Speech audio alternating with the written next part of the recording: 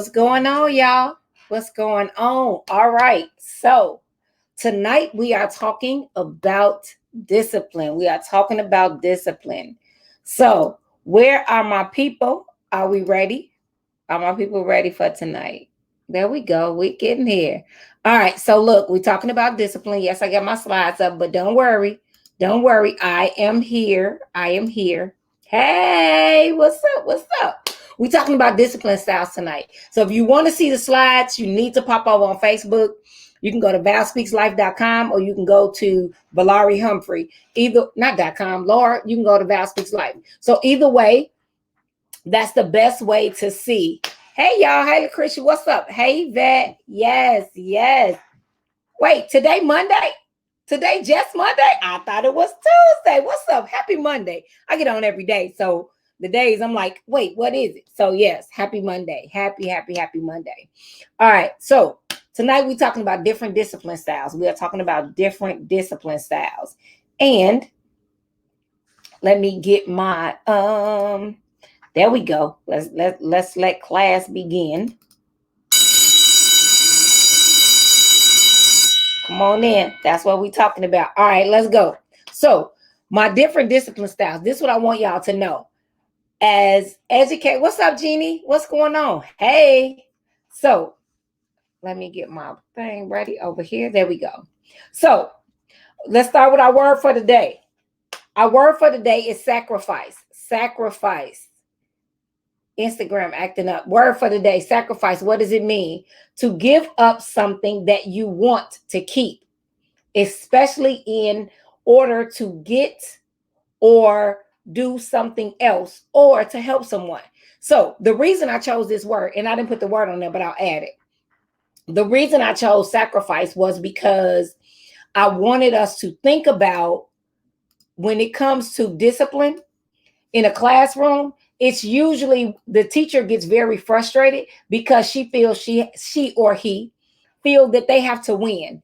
And that's why I chose the word sacrifice, because sometimes you need to sacrifice the win in order for discipline to work. Okay? Y'all didn't get that. Let me say it again. Y'all didn't catch it. Sometimes you need to sacrifice the win in order to get discipline to work. Sometimes you just have to sacrifice to win. It's not always about winning. So let's not look at it like we're fighting our students. We have to sacrifice the win. Sacrifice the win. Hey, Owen. So you don't always have to be right in front of the students. So you got to give up. What's up, Ethan? What's going on? So you don't have to do that. So sometimes you really have to understand it's not a win-lose. It's not, discipline is not a win-lose. Discipline is getting the students, connecting with the students in order to get them to do what's best for them in that moment. And sometimes they don't know what's best for them in that moment. So that's what you're up to. You're really just getting the student to comply so they can get their education.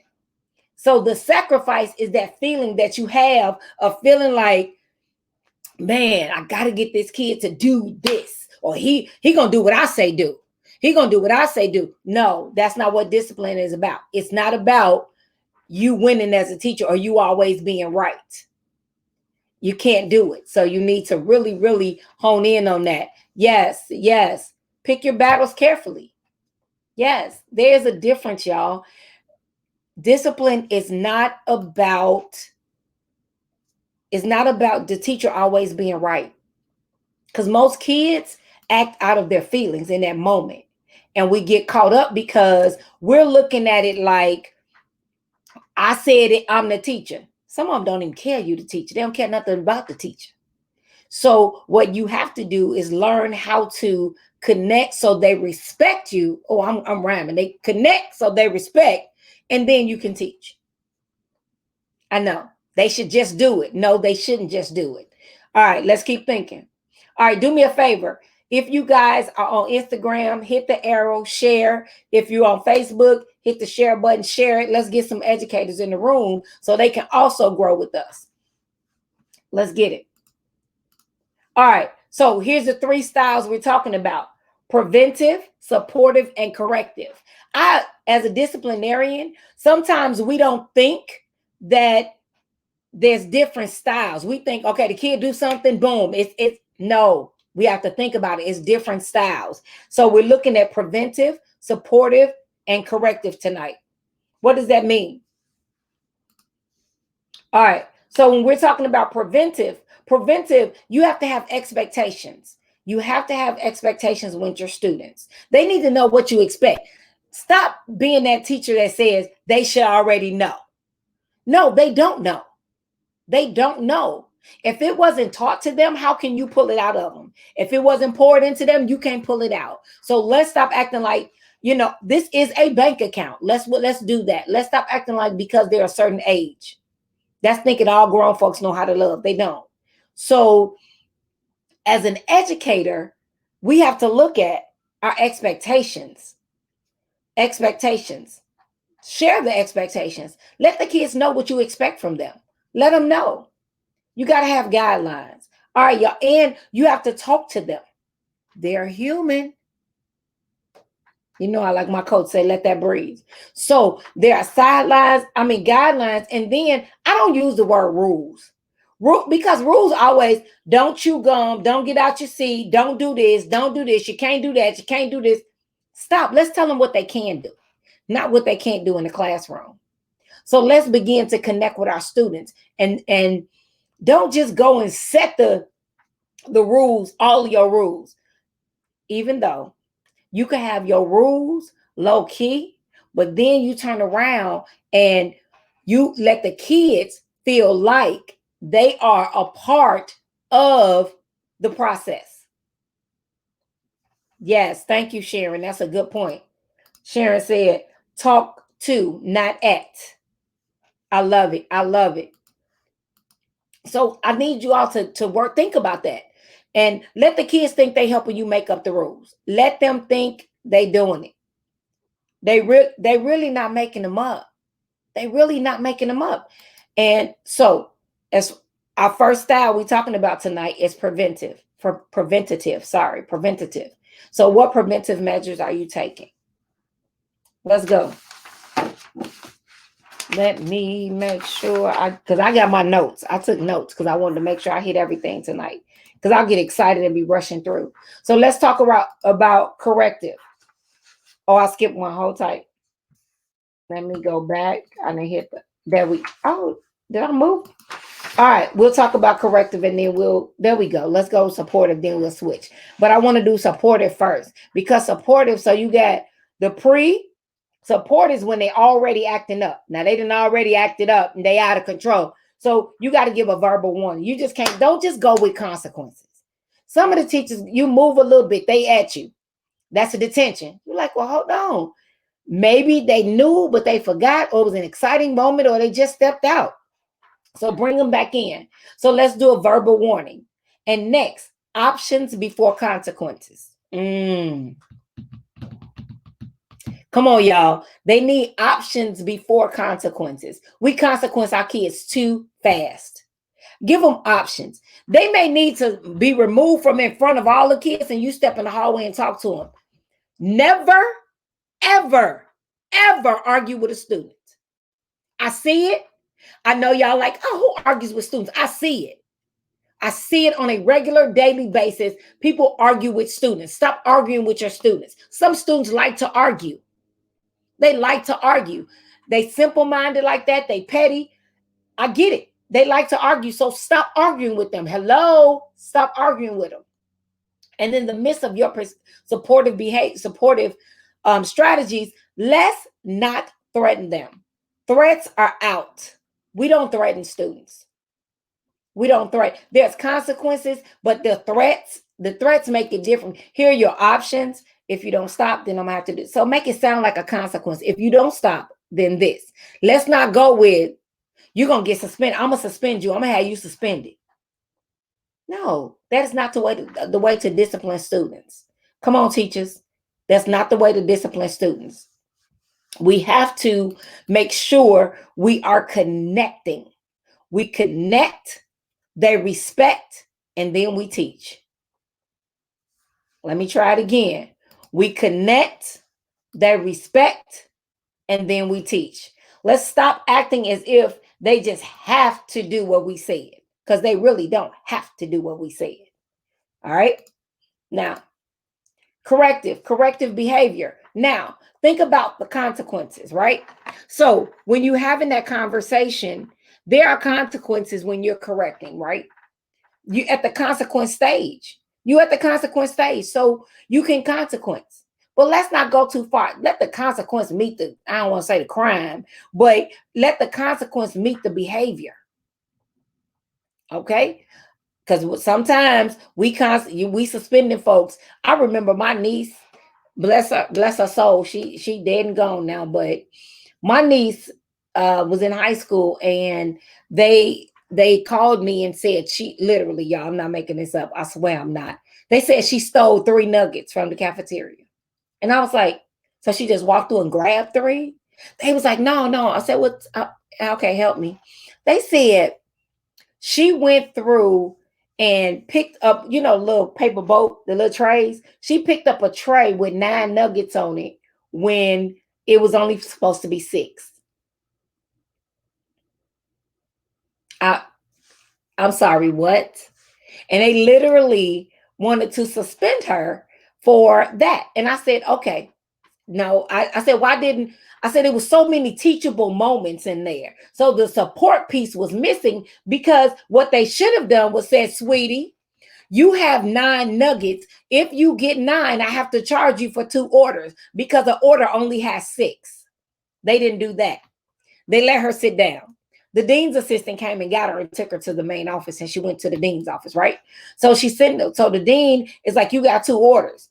So the dean's assistant says, I saw her put 3 other ones in the tray.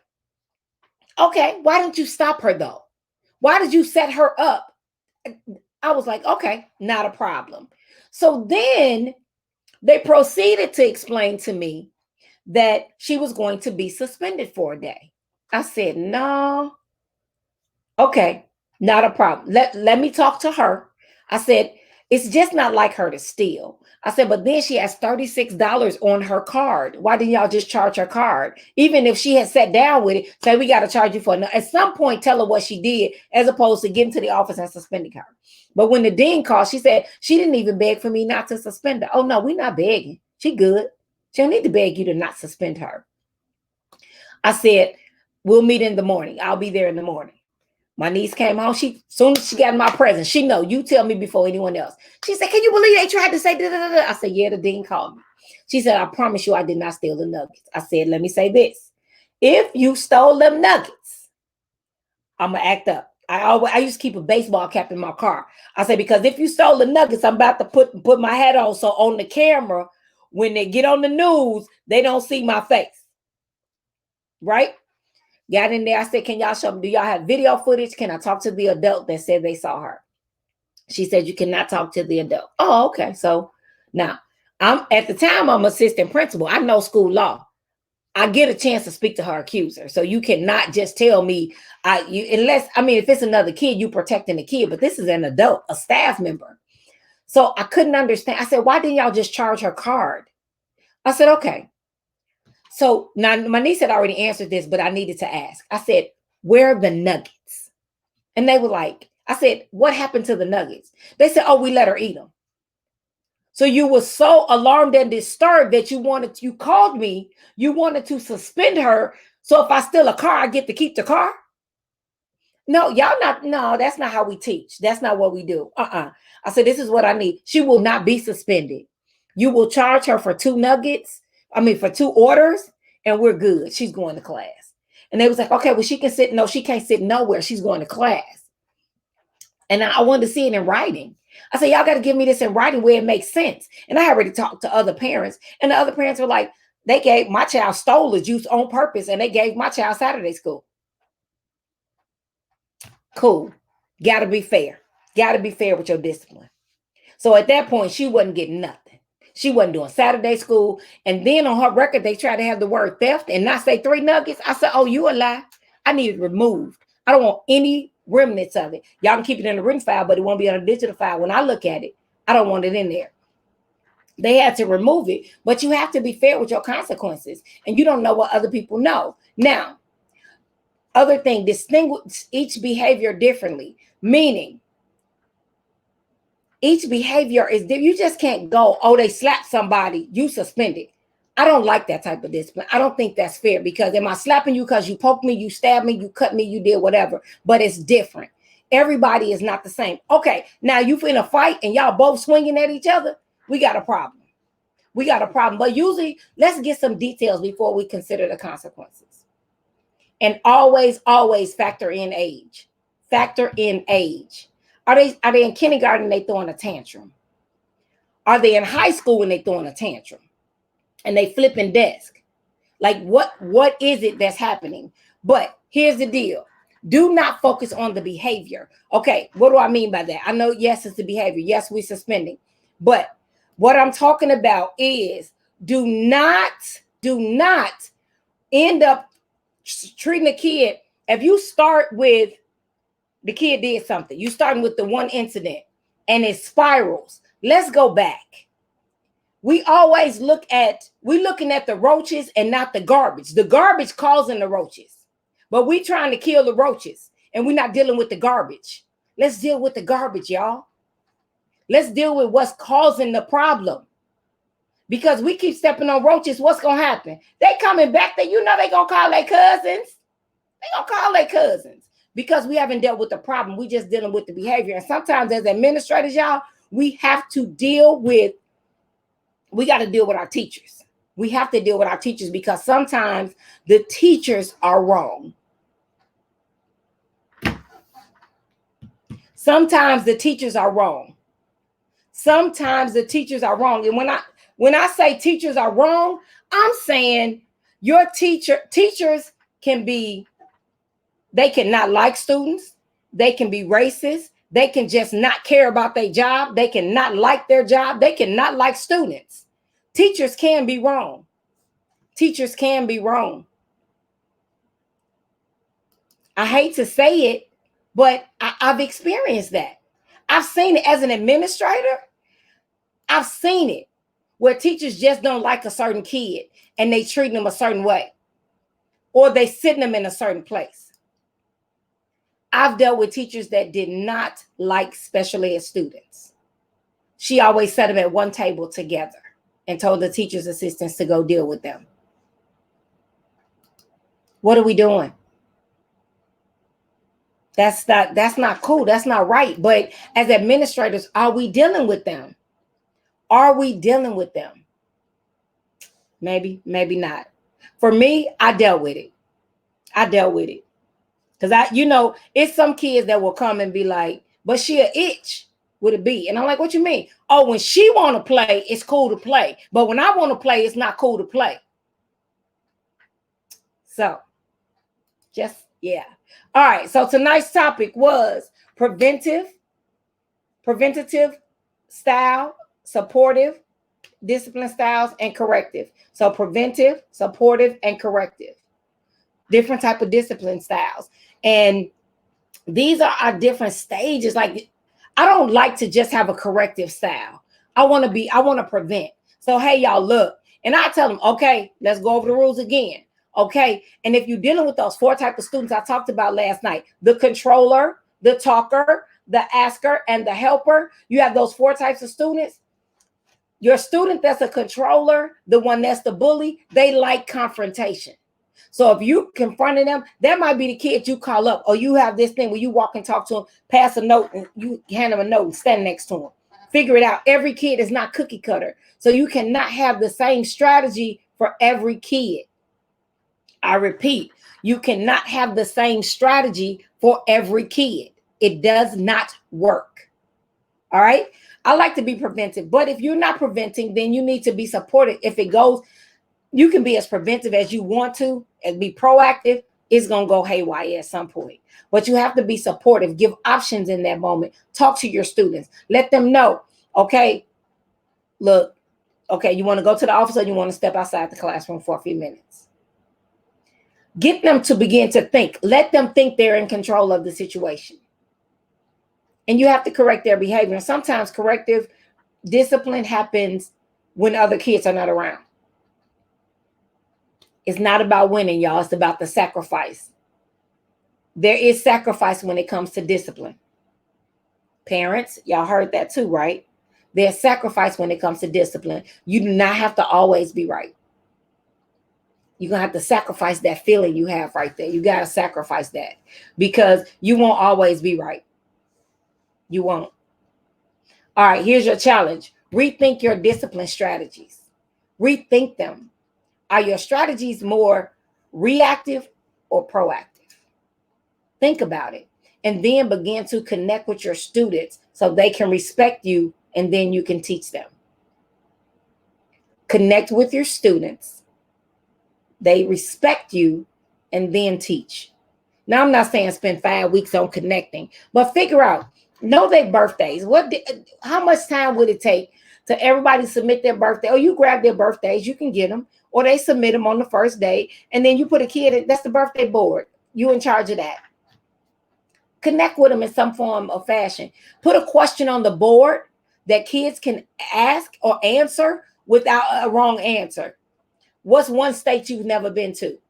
Everyone has that. What's your favorite genre of music? Figure out a way to connect with your students. Yes. And I want you to really feel like I am that teacher. And I come on every night because I want you to be that teacher. That teacher that thinks enough about your students to not just do the traditional sit and get. The traditional, I am the teacher, you are the student, do what I said.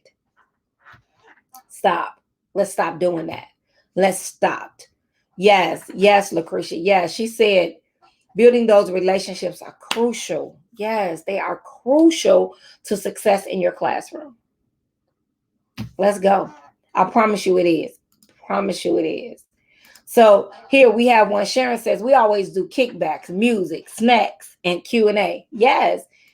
At the end of the lesson, have you ever asked your kids, okay, what don't you understand? What do you need? Let's start doing some stuff like that. All right. So for me, that's it. That's all for tonight. But what I need from you, tell your other teachers, let them know I come on every night at 8 p.m. I may have some guest presenters sometimes, bring on some other people that are doing some amazing work, and they work with educators. And I want to highlight the work that they do. But my goal is to let you know that I understand that teachers need support. Teachers need support. And I am here. I don't always need a whole professional development session at school, because it seems like when the school does professional development, it's not something you can use tomorrow. When they do professional development, it's checking a box. It's a strategy they bought. It's something they bought and they want you to implement it. So you feel like, dang, I can't learn.